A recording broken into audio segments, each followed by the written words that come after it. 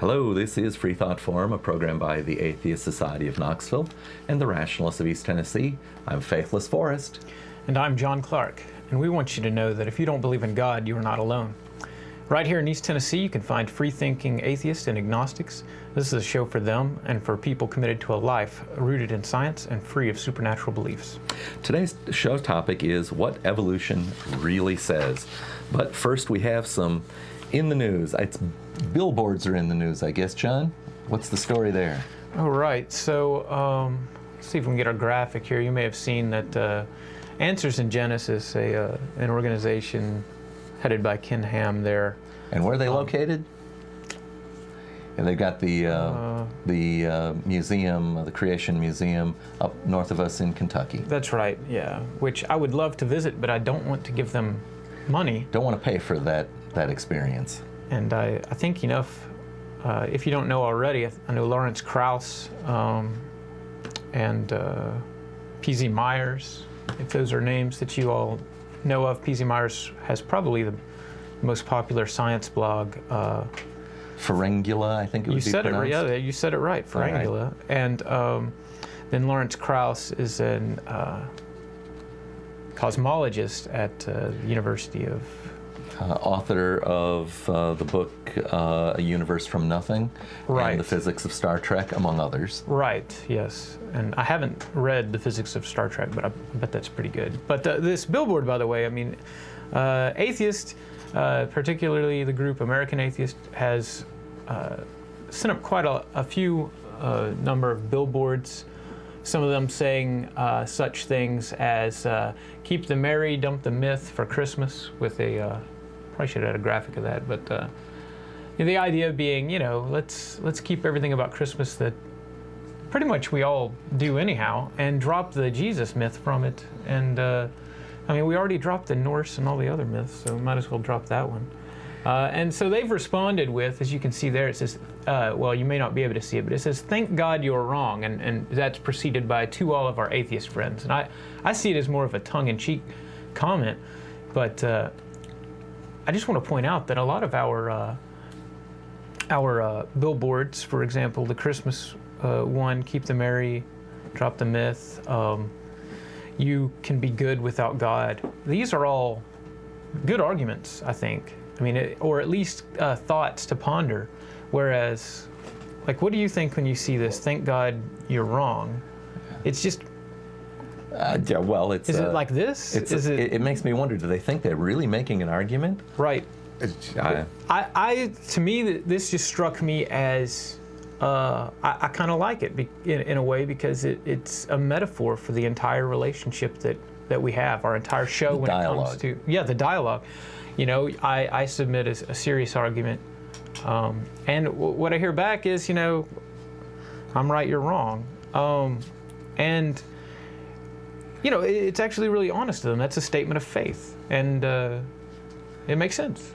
But I don't know. Well, when you say makes sense, meaning it's congruent with their thought pattern. It doesn't make sense. It's not a sensible claim. Correct, yes. It makes sense in that this is something I would expect. I'm still disappointed, though. Overall, I'm disappointed. That's all I want to say there with that. What else do we have in the news? All right, well, apparently Rand Paul was in the news, and he was chiding our administration for allegedly not defending Christians all over the world and coddling the Islamists. Right. I can't remember exactly what Obama said for the first term. In the second term, it was, we have historically catered to Christianity abroad in foreign policy in a lot of ways, or I think it was centralized around Israel and some of the other areas. But this is more what I think Rand Paul was saying, was that not so much at home, but... Well, he implied that never once were we defending ourselves against the Islamists. Right. And I mean, I think he actually used the phrase "never once." And it's too much. Yeah, that's over the top. Made me think, what did he think that whole thing with the bullet in Bin Laden's face was all about then? Exactly. That wasn't right. Never once. And I think it's a more broad way to look at our relations.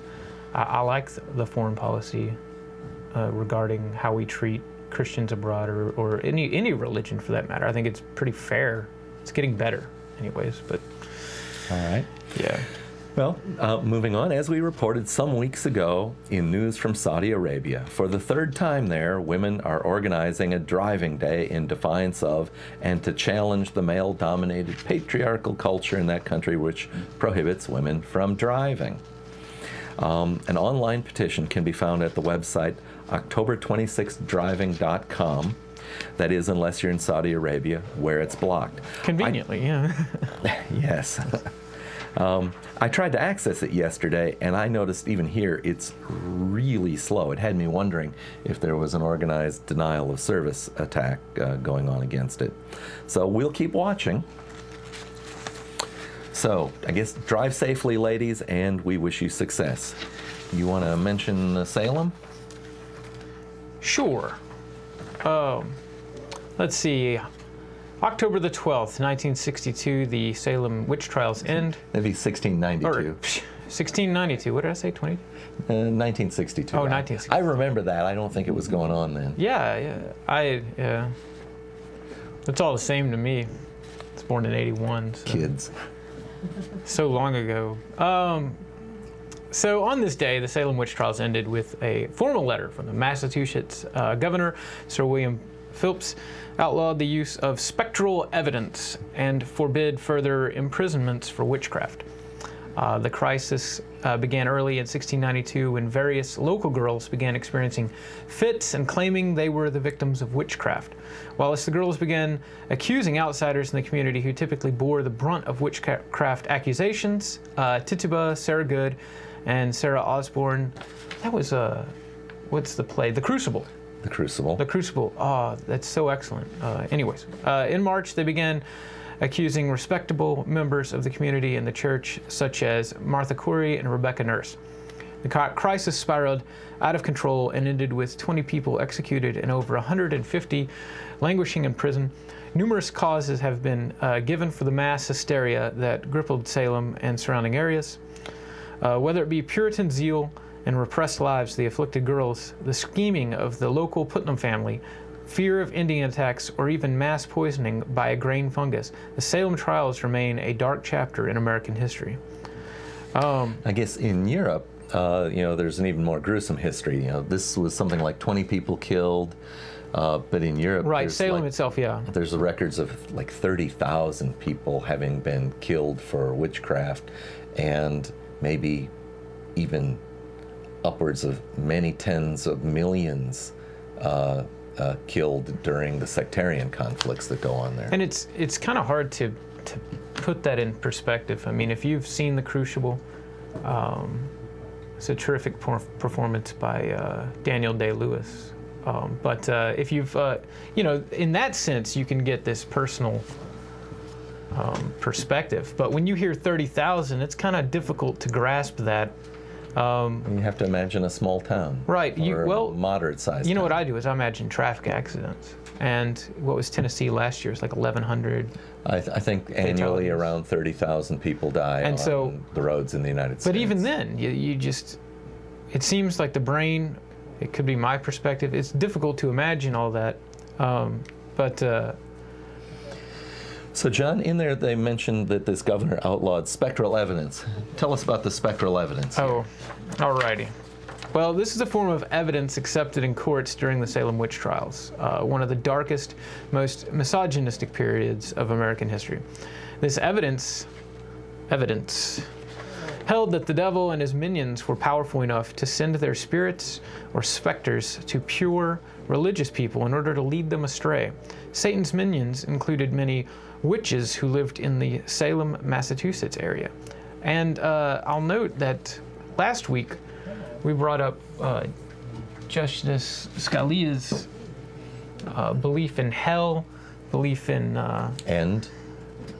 And the demon, the devil. Right, well, yeah, the devil, and that people could be swayed by those influences. And then he did a reverse where people who act almost unchristian, if you walk it backwards, these are things that would be influenced by Satan and that sort of thing. So you got to worry that this guy might be trying to make decisions similar to what went so badly wrong in 1692. That and those things still pervade our culture. It's scary. All right, you greet the caller. All right. Hello, caller. This is Freethought Forum. Could I have a name or nickname for you? This is Charles from Central Illinois. Charles, how you doing? Hello, and thanks for calling, Charles. Yeah. Today's topic was evolution, correct? Right. We hadn't quite got to it yet, but yeah, we're about to talk about that a bit. And Jonas said something about this being, you were talking about witchcraft? Yeah, we were mentioning the Salem witch trials, and then we... This is the anniversary of the conclusion of those trials. Right. Yeah, I'm not certain about the happy part, but...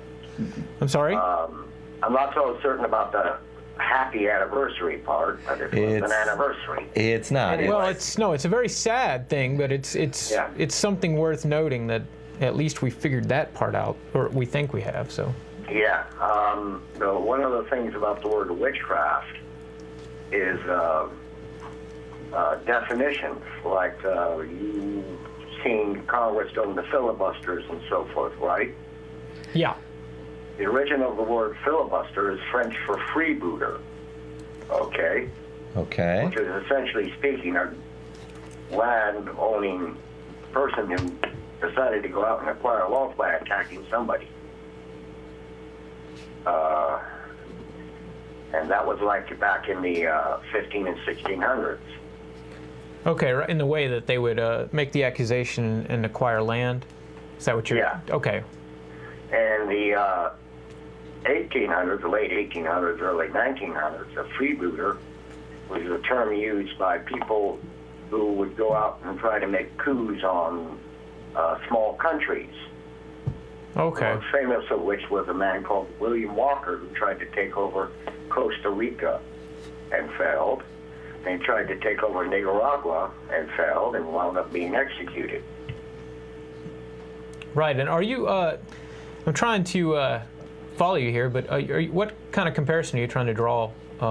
What did the ancient terms, pre-Roman terms, for witchcraft, or we now use the term witchcraft, what did they mean? What did the Romans mean? What did the big witch trials in Europe and later England and then finally in the United States, were they all the same meaning, or were there different meanings and different connotations? Right. I can't speak for pre-European use. You mean pre-Christian? Or pre-Christian, but I mean it followed from that area, at least geographically. That's what I understand. The trying to acquire land, but it's the line of thinking. And one thing that we wanted to mention was spectral evidence, where this was actually used as something that could be argued in a court of law, and that we've hopefully started to grow beyond that. But I also wanted to mention that when Justice Scalia talks about the devil and how this supernatural being can influence behaviors, this is a guy who's supposed to reason through legal disputes. This is a very poor line of reasoning, and it follows from these horrible trials, and so we've not quite gotten rid of it. Yeah, we got a guy who can't distinguish reality from, what he was taught as fairy tales. So we see that as a problem, but it wouldn't surprise me to find similar things being used before this, and I don't know if that's what you meant by bringing that up. Yes, it is, because the principal problem is that all societies before the beginning of the scientific revolution that basically... Well, inspection, yeah. Yeah. Started with basically the Renaissance, because basically every one of them seemed to have believed in spectral evidence as solid and real. The problem is that once somebody made the accusation, you couldn't disprove the spectral evidence. Right, and we all know how difficult it is to disprove something. To prove it. Yeah, or to... You can't prove it. Yeah, you can't prove a negative, that isn't... Or in general, you can't. That should be just a straight red flag anytime you hear it, but at that time it wasn't. People didn't... It sounded, and it still sounds to a lot of people today, completely reasonable. I hear, prove there is no God. That's ridiculous. My response, prove there's no unicorns. We go to Bertrand Russell's teapot, but I think people today like to hear the word unicorn. So throw that in. One of the things about the European, continental European witch hunts, they all started, the main thrust of them started after the first outbreak of the Black Death, the bubonic plague. Right. Nobody had a clue what was going on, but they knew that their mindset, the worldview was that this was happening because of something. And God wouldn't allow this to happen unless something evil was going on. Right. And Charles, that's happening today. I mean, we had the tsunami, right? Wiped out 200,000 people, and then all of a sudden it's... it's either praise God for Pat Robertson? Yeah, Pat Robertson said it was punishment for I don't know what. Yeah, homosexuality, a lifestyle, and then you hear about somebody who lived through it, and it's like, oh well, wow, your guardian angel must have really been looking out for you. Well, everyone else's guardian angel sucks then. So it's just the weirdest. If anything from it, you ought to just sit there and go, wow, living in these places, you're at risk for this, I mean, and we should work on that, but. So Charles, you started the conversation by asking about maybe the ancient Roman words for witchcraft. Was there something, and a little insight there? And of course, the Romans had pretty much the same concept that would be followed up because of the Roman Catholic Church, and they were actually an imperial Roman Catholic Church. So they hung on to the ancient Roman concept of principally women being seduced by the powers of evil. To the ancient Romans, that was Hectra and so forth, because they didn't have any better understanding of what was causing diseases, earthquakes, and things of that nature. And there was a woman recently in Saudi Arabia that was executed for sorcery. There's a man went impotent, and he blamed her for it. Yeah, so, my goodness. So I don't remember the exact details. A question from our audience here, of course, is, and I guess this is for you and the other viewers, so are priests with their rituals, are they invoking witchcraft? They're trying to bring a supernatural power into play. Are they not? The Romans had a thing, those that invoke the powers of the gods for the benefit of mankind is doing good, and those who are, when things go wrong, it was Maleficent or something like that. The Witch's Hammer, remember the Latin name for the book, The Witch's Hammer? Something like Malleus Maleficorum? Yeah, okay. Hammer of the Witches? Maleficent, okay. When things weren't going wrong, if you ate the wrong food and you suddenly had a little, a little malfunction down there in or somebody shoots manliness, it was evil. Or somebody shoots a school, like a gun shooting at a school, mass shootings. That must have been an evil spirit. I mean, let's not try to solve this problem. Let's just, it's just evil spirits, and instead somebody called it up and sent it out, let's go hunt them down. Yeah, it just, how does that help you in any way deal with that situation? Sure. And I must bring this up. There is a bunch of witch hunters now running around sub-Saharan Africa. Oh my! Oh right, yes, that's right. Yeah. And that is a they're Christian, aren't phenomenon. They? Yeah. Aren't they? Yeah, they're evangelical. Right. Christians. This is a side effect. Go ahead. Evil sorcerer that or witch that cursed you, and that's why when you were driving on a car, you accidentally hit something, and if it was an accident, it was an evil witch. Now, Oh, right, yeah, which is a lot of times illegal, or it's punishable. And but I think that this is an unintended consequence of missionary work, I think, isn't it?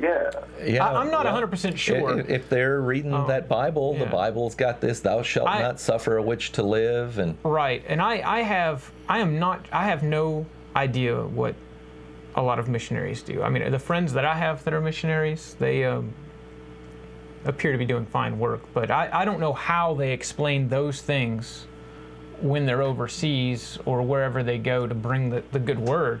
But and it's not just the missionaries overseas who do that. Right, but this is a phenomenon that would be very difficult to happen here.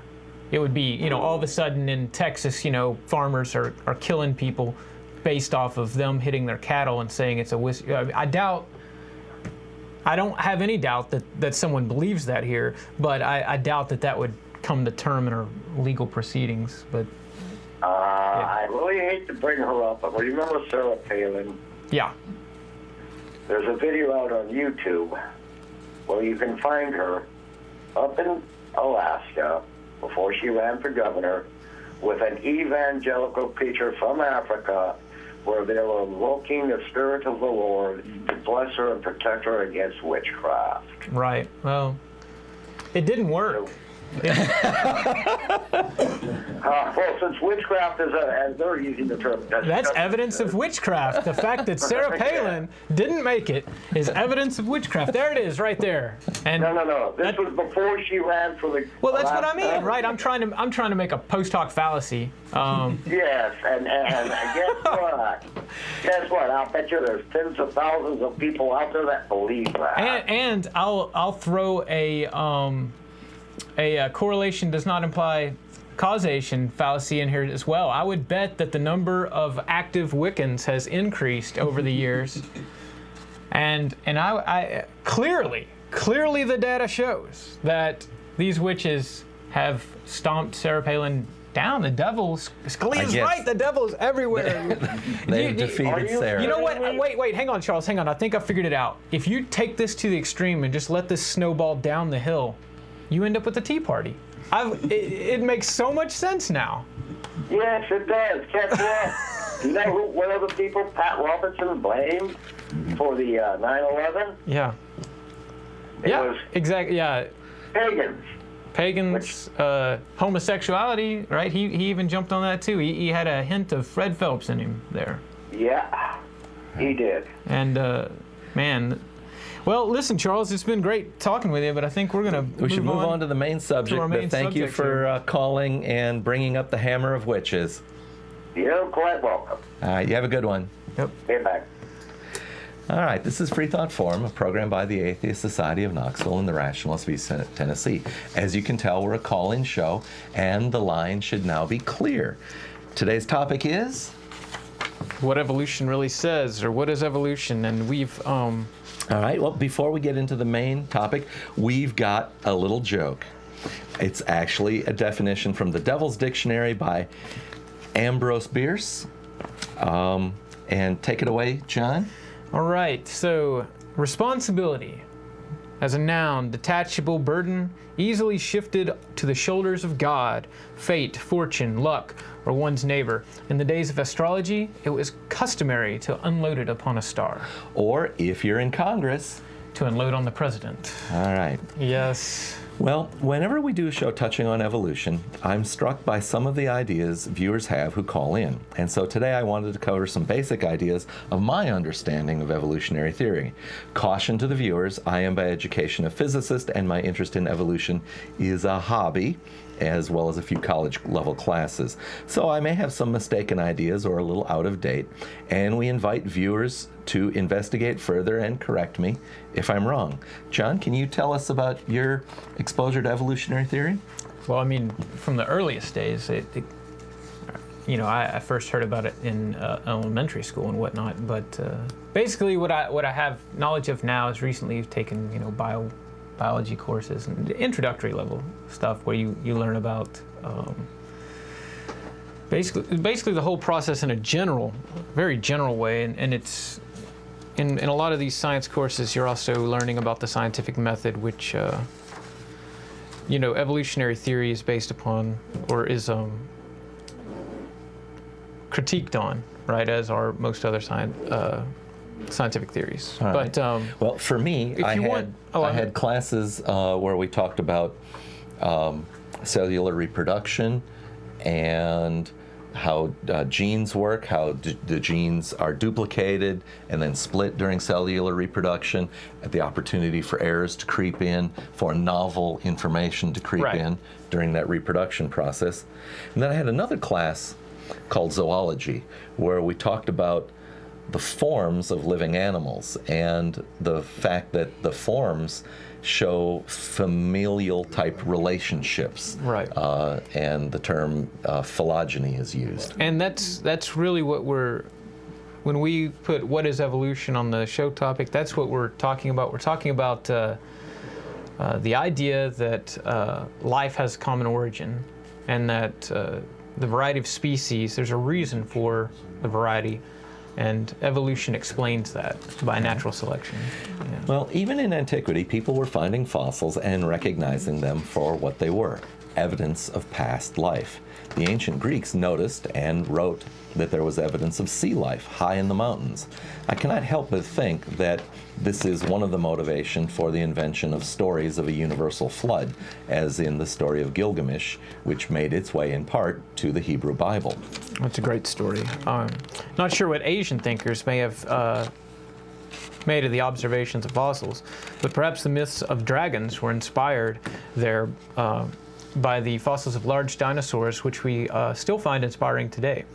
But in Europe, after the Greek civilization was subjugated by the Roman and the Roman evolved. And the Roman evolved into Christian, the candle of inquiry was extinguished in the millennial long dark ages. It was not until the 1600s, 1700s, and 1800s that progress was again made on understanding these curious signs of past life. People making a list of animals discovered by new and exciting exploration of the old world and the discovery of the new world began to see patterns. Eminent among these people was Carl Linnaeus, who in 1735 set forth his idea in the book Systema Naturae. And Sam, can we get the graphic of Carl Linnaeus up there? Yeah. All right, so behind John is an excerpt from a page of that book. Linnaeus classified all kinds of creatures using a scheme that we still use to this day. It's called binomial nomenclature, where creatures like you and I are called Homo and Sapien. And the Homo is the genus, which is kind of family, and Sapien would represent the species, the specifics therein. Mm-hmm. There are further divisions, both higher and lower. We talk within species of race and variety, and we talk above genus as, I'll probably get this wrong, but things like family and kingdom and so on. And this system naturally lent itself to being written up as like an indented hierarchy. And we can see above John here this indented hierarchy from a page of Linnaeus. Well, Linnaeus classified human beings amongst the primates, as they were later called, apparently not his term, and beginning in his first edition of System Naturae. During his time at, I guess, Hart Camp, I'm not sure if that's the college where he spoke, he had the opportunity to examine several monkeys and notice similarities between them and man. He pointed out both species basically have the same anatomy, and except for speech, he found no other differences. Thus, he placed man and monkeys under the same category, anthropomorphia, meaning man-like. This classification received criticism from other biologists, to which Linnaeus replied, and I kind of like this: "It does not please you that I have placed man among the anthropomorphia, perhaps because the term with human form. But man learns to know himself. Let us not quibble over words. It will be the same to me whatever name we apply. But I seek from you and from the whole world a generic difference between man and simian that follows from the principles of natural history. I absolutely know of none." If only someone might tell me of a single one. If I would have called man a simian, or vice versa, I would have brought together all the theologians against me. Perhaps I ought to have by virtue of the law of the discipline. Sorry. Right, by the way he was categorized, which is pretty much how it falls today. But want me to continue on Sure. with this? From Wikipedia further, the theological concerns were twofold. First, putting man at the same level as monkeys or apes would lower the spiritually higher position that man was assumed to have in the great chain of being. And second, because the Bible says that man was created in the image of God. If monkeys and apes and humans were not distinctly and separately designed, that would mean that monkeys and apes were created in the image of God as well. This was the conflict between worldviews based on science and theology that was caused by asserting man was a type of animal would simmer for a century until the much greater and still ongoing creation-evolution controversy began in earnest with the publication of On the Origin of Species by Charles Darwin in 1859. As early as 1837, Darwin had the theory worked out and had begun to gather evidence as he understood there would be opposition, and had perhaps some personal conflicts about how to deal with it.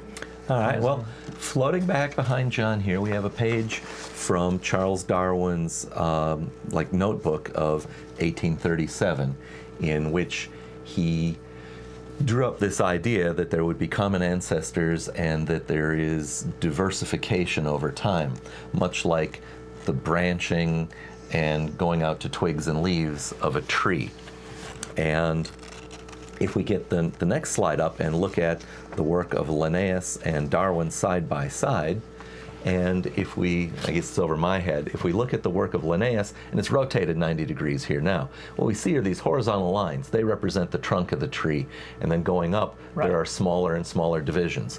So it's the same information presented in a slightly different form, but it becomes kind of popular to talk about the tree of life.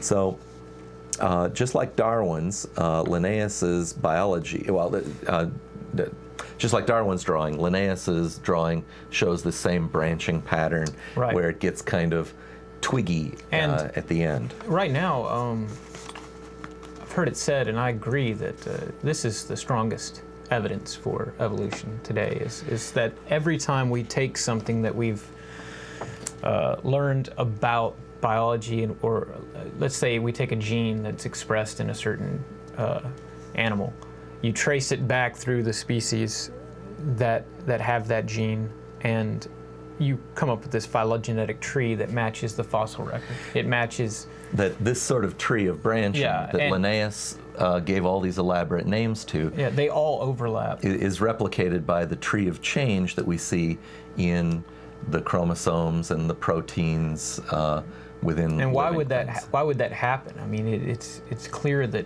common descent is the theme here, and So- and it doesn't matter how you look at it. You could pick any one, and where they don't overlap, sometimes there are corrections, such as fossil record. Occasionally, trying to piece it together, you're going off of morphology and whatnot. So And occasionally morphology can be confusing or misleading because creatures adapt to their environment, and in an environment where there's light shining on things, creatures will develop eyes. But the development of eyes has happened independently in numerous animal phyla. But this is equivalent to like taking two snowflakes, and the no two are alike. Well, these are alike. They just they match up perfectly. So All right. Well, even before Charles Darwin, people were looking at the tree of life and wondering, does this tree grow? But it was Charles Darwin who actually said, yeah, it obviously grows, and this is how.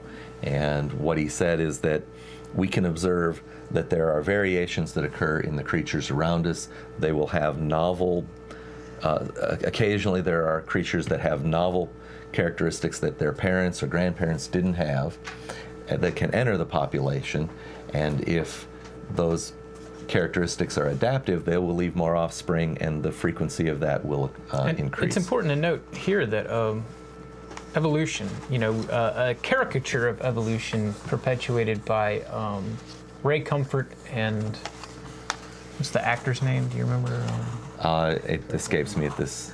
Kurt Cameron, right? They had the Thank you, audience. Yeah, we have an in-studio audience today that are very helpful. Kurt Cameron and Ray Comfort put together some drawings of creatures that don't exist, but what they think would exist if evolution was true. Yeah. And one that's popular, we don't have an image of it now, perhaps you've seen it, the crocoduck, which is a duck with a crocodile head, right? Yeah. And it's interesting.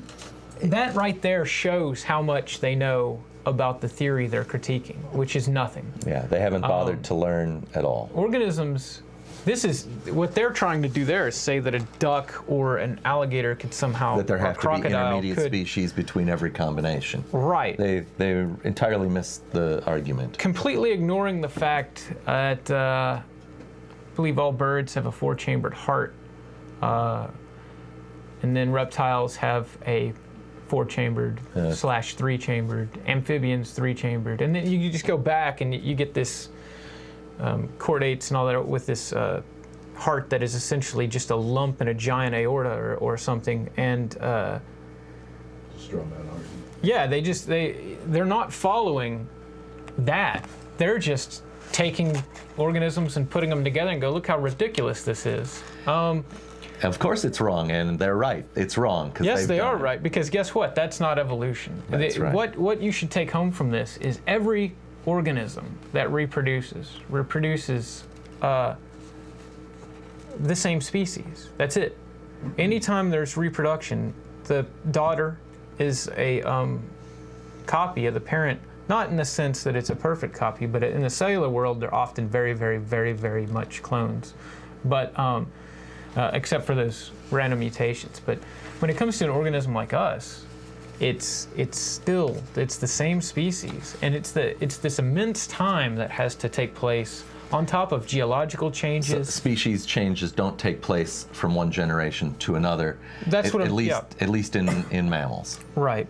Yeah, there are some interesting things to talk about, but we're past the point of the program. Let's do the mid-program break. Okay, and we'll come pick that back up. We'll do both parts of it all at once here.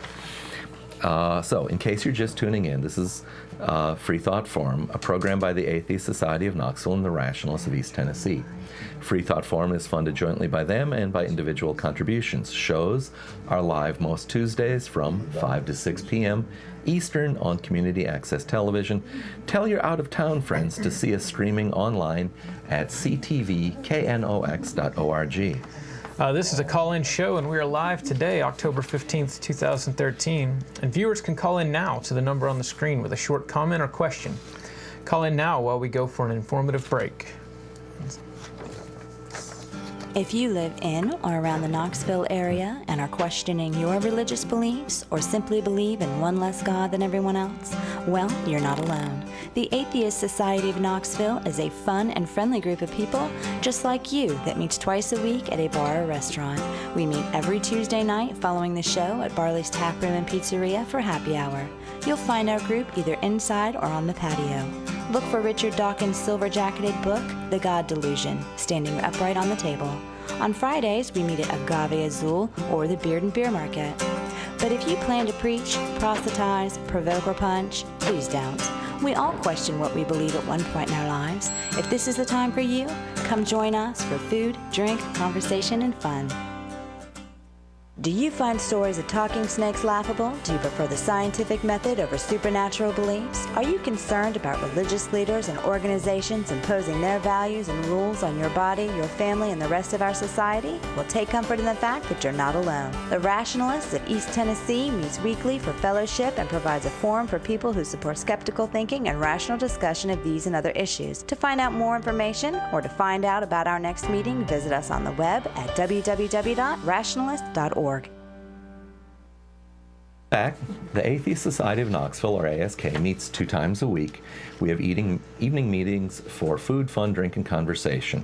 Ask purpose is to supply a venue for camaraderie, community and outreach to atheists, agnostic, freethinkers, and other like-minded persons in East Tennessee. Go to meetup.com and search for Atheists and Knoxville to find the group. After today's show, we will be down at Barley's Tap Room and Pizzeria. Join us there.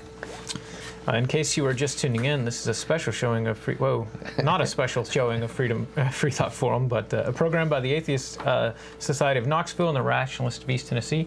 Freethought Forum is jointly funded by them and by individual contributions. Shows are live most every Tuesday from 5 to 6 p.m. Eastern on Community Access Television.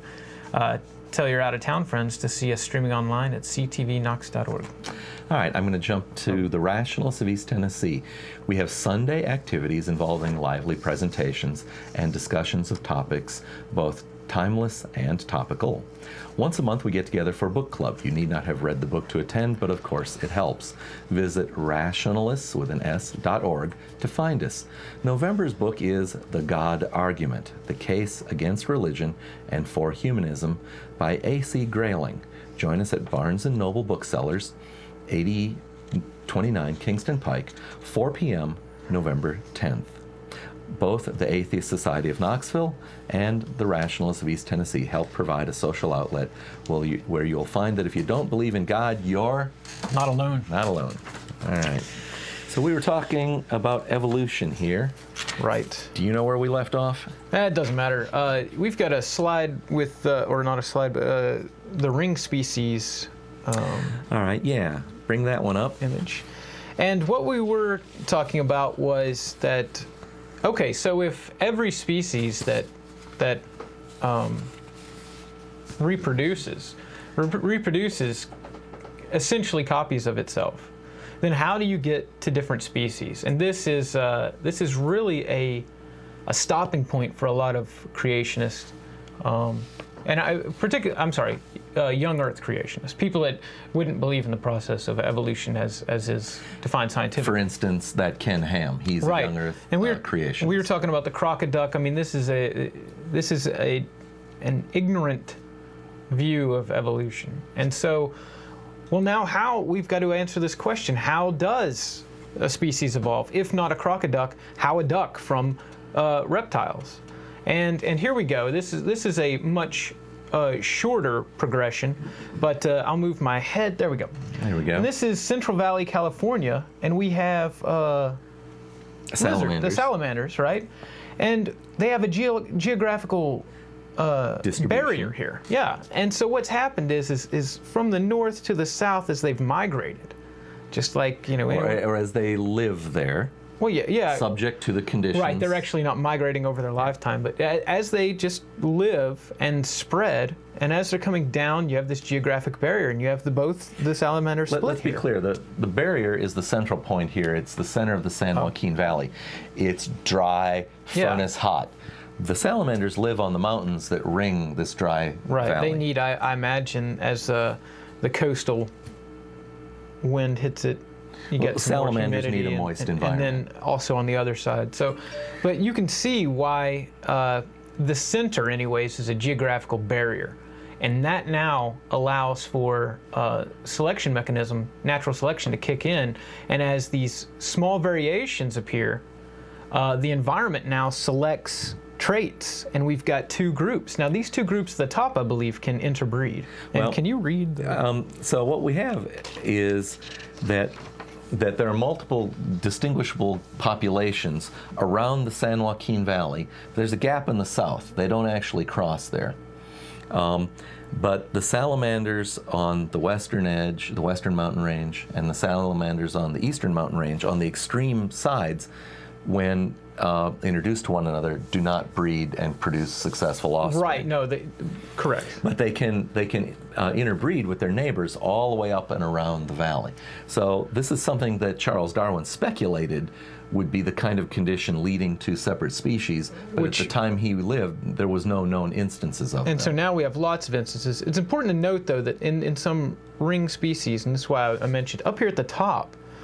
In this case, because the pattern goes north to south, some of these ring species, not this one, I don't know about this one in particular, but some of them will be able to breed, some of them all the way down to almost the end, where by the time they actually come together again, that's when they can't breed. So sometimes that's the case, sometimes it's not.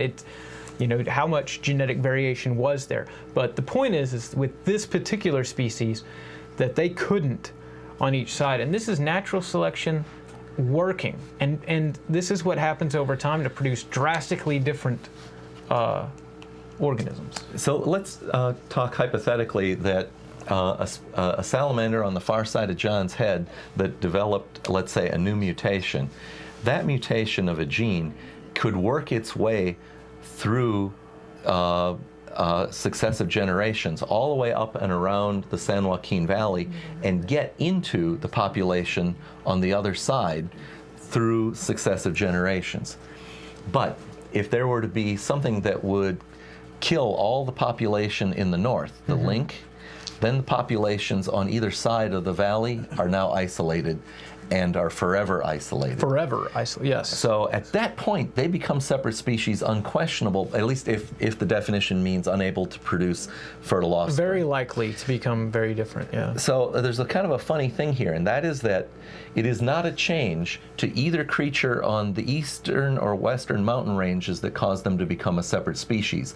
It would be the annihilation of their common breeding pair up in the north. And also a lot of the it is not a change to them that stops the gene flow. Yeah, it's the linkers. Also, a lot of the new developments in the organism as it evolves may be old genetic information that simply arises. The incidence of new genetic information, most of the time it's something that isn't harmful or helpful. And then if it's harmful or helpful, most of the time it's probably harmful. And the environment will select these out. So a very mature species that has a lot of variation within it, but is like us, for example, we humans, we just all over the globe, we mix our genetics all the time. Now, if you were to separate us, let's say Canadians go to the moon and flee the world because it's all crazy, and we have Moon Canada. And then something happens to where we can't transverse, we can't go back and forth, so we have Moon Canada humans and then the world. And Moon Canada goes on to develop in this beautiful utopia while Earth is just left to its demise. That would you have the population if there's a separation within humans. We have a lot of genetic differences, but if there's a physical separation, then genetic variation can diverge more quickly. And so Moon Canadians would then. I hope we have some Canadians listening to this. Moon Canadians would then develop, perhaps because we know there are people with varying bone densities, And one of the great things about bone density is that we need body weight. So the more weight you have, weight training, intensity, punching a bag, your bone density goes up, but there may be genetic triggers that cause just some people just have better bone density. Well, those people on Moon Canada with its less gravity and everything, they're going to benefit. Osteoporosis isn't going to be a problem, as much for them. So maybe there's some selection going on there that's not going on here. And you could see over time, we now have Moon Canadians and Earthlings. And that would be our ring species. A separate species. Right, yeah. And then they both develop. Well, better yet, the Earthlings can't develop space shuttles anymore, but Moon Canadians are all right, and they come back to Earth, and some very adventurous groups want to interbreed with the Earthlings now and get back in touch with their primal ancestors cousins at this point, but they can't. They perhaps the physiological means exist, but it just doesn't happen anymore, and we no longer get this. Well, we got a couple more examples of ring species here. If this is striking, hang on. If we can get anybody that has a problem with any of this or just wants to discuss it, call in. I think this is fascinating, Moon Canada. All right. And I support it. Well, here in the center between John and I is a graph of the distribution of some Arctic, and I'm going to do it wrong again. It's called, I'm going to say terns, but it's not terns, gulls. They're Arctic gulls. And what we find is that the gulls in Europe can breed with the gulls in Asia, around to North America, Western North America, and to eastern North America, but they can't breed across the gap. Yeah, there's one more. Like it. So once again, there's a continuity of being able to breed with the neighbors, but when it gets around to the gap, there's too much change, they can't breed. Right. So once again, if we extinguished all of those gulls that would be, let's say, around the Bering Strait area, so that we couldn't have gene flow across there, then now the gulls in Maine are a separate species from the ones in England, but yet they weren't before. And this is, by the way, an amazing argument for it. There was no first of any species. There was no first. You know, there was. Yeah. Like, was there a first human, Nope. for example, named Adam, perhaps? I mean, the evidence says no. Was there a first monkey or a first dog? I mean, obviously no. I mean, it is so.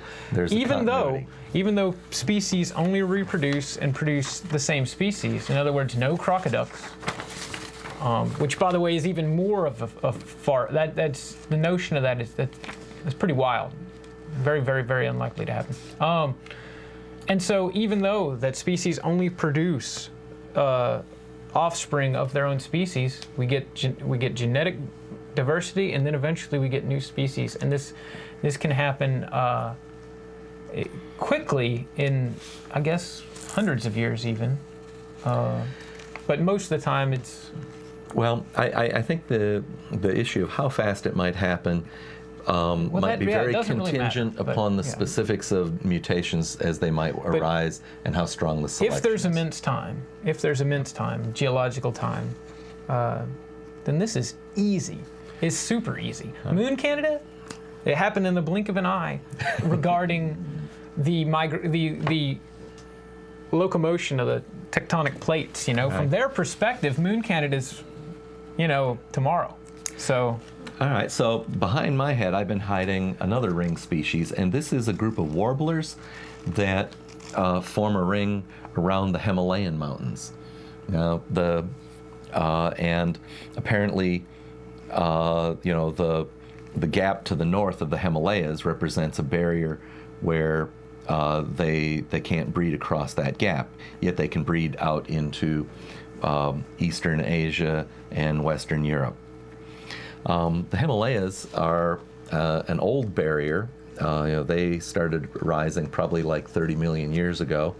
The Arctic Circle, well, the Arctic is the Arctic, and the Earth's always been rotating, but it's only about 5 million years ago we started to get real cold climates. And could be changing drastically today, right? But warming, yes. I'm not sure how old the San Joaquin Valley feature would be. I would guess that it was, in terms of temperature and humidity, it was very different just at the end of the last ice ages. Then the ice ages ended something on the order of 10,000 years ago. Probably that ring species of salamanders developed during that time. But I'm a physicist. I invite any biologist to come in and call in with facts that contradict me. We'd love to be educated. And I'm very interested in Moon Canada. If there's anyone at home who we should have named the show Moon Canada, and I fully endorse it. Let's make it happen. Can we do that? Can we change it right now to Moon Canada? Yeah. Well, the terms of our appearing on the show is not to have a call for action. John is not asking for volunteers to go for Canadians. It's a one-way trip. That's for sure. Hang on, I got the magic. You got the Ouija going? I got it going. Oh, there it is. There it is. And, all right. Well, so the point about species changing is that it's not like cats give birth to dogs or vice versa. I was actually asked that once by a creationist. He says, I'll believe this evolution when I see cats giving birth to dogs. Now think how absurd that is. First of all, dogs produce dogs. Cats produce cats. And thus he would argue that evolution doesn't happen. Well, I mean... So what he had is a misrepresentation of what evolution It's not what it says. is. Common ancestor. Yeah. So let's talk a little bit about speciation, and there's something that I think I may have mentioned on another show, but let's go at it a little more, and that is that species is a man-made construct. Species is something where we look at things and we say, well, these look all this kind of the same. That my tabby cat looks kind of the same as the Siamese cat, and it turns out they can have kittens together if the gender's right, and so on. But my Chihuahua, even though it's as small as the cat, they don't have children together. And so we get this idea of talking about similarities kind of naturally. And, well, let's talk about how got the word species. Yes? There are seeds for speciation, and they start at the smallest levels. And you had an example, which is RH compatibility, incompatibility. So when we talk issues. about whether, cats and dogs are the same, it's really is whether or not they can have offspring together. And there are things in the human population I'm aware of that I think are relevant to talk about, and that is that women who are Rh negative, Rh is a blood type. It refers to the presence of a protein called Rh, who are bearing children that are Rh positive. Often will have the first pregnancy go to term just fine, but subsequent pregnancies they have problems, and it's because the blood barrier between mother and child is not perfect, and the mother can become sensitized to the Rh factor. Well, let's recap real quick. The Rh factor then would be the small difference. And you can't see Rh factor. We can't look at people and know their Rh factor. And this is on the surface of cells. It's a way for cells to communicate with each other. And in this case, her immune system is responding to it. That foreign blood type. So even though she had the genetics, by the way, for that blood type. Well, actually, she would have. She'd be Rh negative. Well, she's Rh negative, and the baby she's carrying is Rh positive. What I mean to say is humans. The population of humans has it. Gotcha. And now we have this brooding possibility. We just need a way now to select for Rh positive and Rh negative children. Like Moon Canada. I don't know how that would work at all, by the way. But that is, I'm just throwing it out there. We don't know if Rh factor would be selected for or against. I don't think that would happen. Yeah, I don't think. Yeah. But a virus attacks everyone with Rh positive. There we go. All the Rh negatives die. It happens on Moon Canada. It was a sad thing to see them go. Now there are no Rh positives on Moon Canada, and years later, you can see that they then, and they would actually still have the genetic for it, but they would just every now and then produce and they would die. All right. Anyways. So the point being is that a woman who's Rh negative may not, in a sense, be fully the same species as all the Rh positive males that are out there, because she's not fully fertile. We got one more picture here, and it's about crosses between tigers and lions. Let's drag that up. Such a cross is called a liger, which is a lion and a tiger, and they are sometimes fertile. They can have, so there can be grandchildren or grand kittens, grand cubs. So once again, the barrier between lions and tigers is not 100%. It's a strong barrier. It's much stronger than the barrier between Rh positive and negative men and women. And this fits right in the folds of the theory. And what theory says is that there is change, and that the boundaries are fuzzy. So there's hope for the offspring of Moon Canadians and Earthlings. That's true. They may not be forever separated. But John, why don't we start closing up the show? It's time to wrap things up. Viewers, get out your pen and paper. This has been Freethought Forum, a program by the Atheist Society of Knoxville and the Rationalists of East Tennessee, also sponsored by Moon Canada. I'm Faithless Forrest. And I am John Clark. Please send us feedback. Leave voicemail at 865-272-9060 or email us at freethoughtforum@yahoo.com. You can see the show on Tuesdays from 5 to 6 p.m. Eastern Time, and you can see it online at ctvknox.org. We would like to send our thanks to Sam and Larry and Jonas for technical support, to the staff of CTV Knox, and to all of our callers. Nuns are the fastest growing religious group in America. Right here in East Tennessee, Atheist Society of Knoxville and the Rationalists of East Tennessee are places where you can find fun and fellowship.